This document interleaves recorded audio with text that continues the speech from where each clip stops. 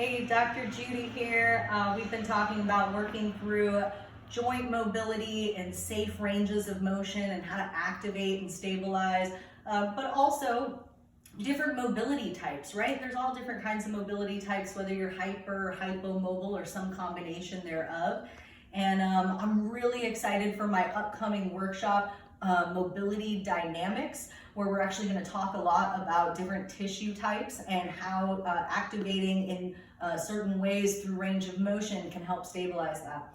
So one of the things that we're going to talk about in that workshop, I'll tell you more about right now, is the difference between like tight muscles. Oh, I feel like I have a tight muscle, there's a knot in it, and like actually a short muscle, right? So the way that the fibers, and I've talked a little bit about this before, the way the fibers activate in the muscle tissue is like this, right? They're kind of these little fibrils, and they go like this every time they contract.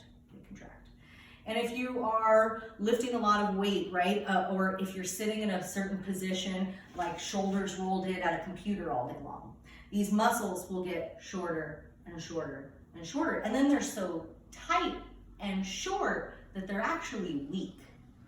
And so they're not able to let go because they're neurologically inhibited. The brain says this area is not safe to activate. We don't use this area. We need to keep this short. And so you have to train your body through strength and stabilization to say, actually, this joint is more stable when I open up this muscle. So working through a range of motion actively can help retrain your brain-body connection to allow those muscle fibrils to open back up, rather than just static stretching or like massaging really deeply, right? If it's neurologically inhibited, that's just gonna cause irritation to those muscle fibers. So next we're gonna look at some exercises for that in just a moment.